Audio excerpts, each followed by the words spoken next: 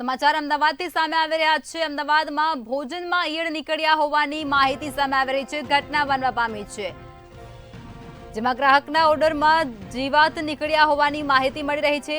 Order કરેલા ભોજનમાં ઈયળ નીકળી છે। હોનેસ્ટમાંથી આ ભોજન મંગાવવામાં આવ્યું હતું। ગ્રાહકે કોર્પોરેશનમાં આ મામલે ફરિયાદ પણ દાખલ કરાવી છે। હોનેસ્ટમાંથી મંગાવેલા ભોજનમાં ઈયળ નીકળતાની સાથે જ ગ્રાહક રોષે ભરાયો હતો અને ગ્રાહકે આ સમગ્ર મામલે કોર્પોરેશનમાં ફરિયાદ પણ દાખલ કરાવી છે। અમદાવાદ શહેરમાં ભોજનમાં જીવાતો નીકળવાનો સિલસિલો હજુ પણ યથાવત જોવા મળી રહ્યો છે। દરેકથી 2 દિવસમાં આ રીતે ભોજનમાં ઈયળ, વંદા કે પછી તો જીવાત નીકળ્યા હોવાની ઘટનાઓ અવારનવાર બનતી જોવા મળી રહી છે।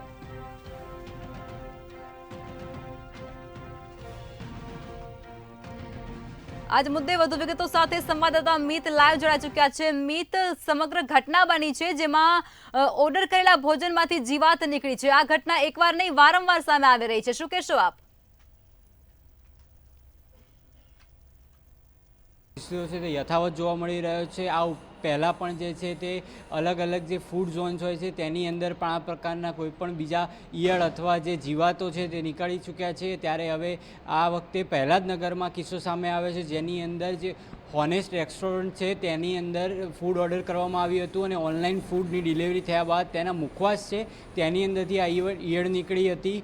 ત્યારે જે છે અમદાવાદના નાગરિકો માટે ફૂડ સેફ્ટી અને જે ફૂડ ક્વોલિટી છે તેનો એક મોટો પ્રશ્ન ઊભો થયો છે। અવારનવાર બનતા કિસ્સાને ધ્યાનમાં રાખતા જે અમદાવાદના નાગરિકો જે બહારથી જમવાનું જમતા હોય છે તેમના શ્વાસ માટે પણ આ જોખમકારક છે। ત્યારે વેપારીઓ ઘણીવાર કેટલાક પૈસા બચાવવા માટે પોતાની જે ફૂડ ક્વોલિટી છે તે ધ્યાનમાં નથી રાખતા અને સાફ સફાઈ યોગ્ય ન હોવાના કારણે આ પ્રકારના જે કિસ્સાઓ સામે આવતા હોય છે।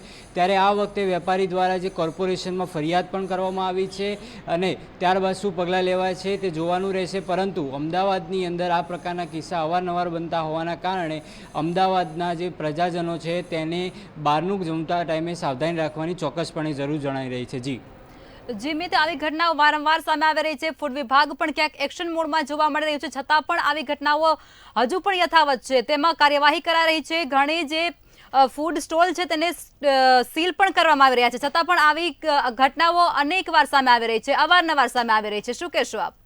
આ પહેલાં પણ જે છે તે પિઝ્ઝા જ એજન્સીઓ હોય છે તેની અંદર આ પ્રકારની ઘટના સામે આવી હતી। ત્યારે અમદાવાદના વિવિધ જે પિઝ્ઝા વિક્રેતાઓ છે તેમની પર જે કાર્યવાહી કરવામાં આવી હતી, દરોડા પાડવામાં આવ્યા હતા અને ઘણા બધા પિઝ્ઝા વિક્રેતાઓને દંડ પણ કરવામાં આવ્યો હતો। આ ઉપરાંત જે સ્ટ્રીટ વેન્ડરો છે જેમ કે લો ગાર્ડન છે, અન્ય પણ જગ્યાઓ છે તેની અંદર પણ આ પ્રકારની કાર્યવાહી હાથ ધરવામાં આવી હતી, પરંતુ કોઈ ચોક્કસ પ્રમાણે રેગ્યુલર જે છે તે મોનિટરિંગ ન હોવાના કારણે આ ઘટનાઓ બનતી હોવાનું કહી શકાય। કારણ કે એકવાર ફૂડ ચેકિંગ થયા બાદ જે સફાઈના અભાવે અથવા તો સ્ટ્રીટ ફૂડની અંદર ખાસ કરીને વાત કરવામાં આવે તો જે બહારથી જે સ્ટ્રીટ લાઇટ નીચે પણ કેટલાક ફૂડ વિક્રેતાઓ પોતાનું ફૂડ વેચતા હોય છે, ત્યારે આની અંદર તેની જીવાતો પડવાની સંભાવના વધી જતી હોય છે। ત્યારે આના કારણે પણ આ પ્રકારની ઘટનાઓ અવારનવાર જોવા મળતી હોય છે।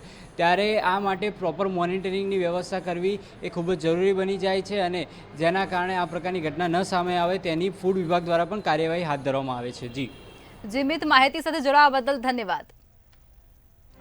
સમાચાર અમદાવાદથી મળી રહ્યા છે। અમદાવાદમાં ભોજનમાં ઈયળ નીકળ્યા હોવાની ઘટના સામે આવી રહી છે। અમદાવાદ શહેરમાં ભોજનમાં જીવાતો નીકળવાનો સિલસિલો હજુ પણ યથાવત જોવા મળી રહ્યો છે। ક્યાંક પિઝામાં ઈયળ નીકળે છે, પિઝામાં વંદા નીકળે છે, તો બીજી તરફ પાપડ, મસાલા પાપડમાં પણ ક્યારેક ને ક્યારેક ઈયળ અને જીવાતો નીકળવાની ઘટના સામે આવતી જ હોય છે। ત્યારે ફરી એકવાર આ ઘટના સામે આવી છે।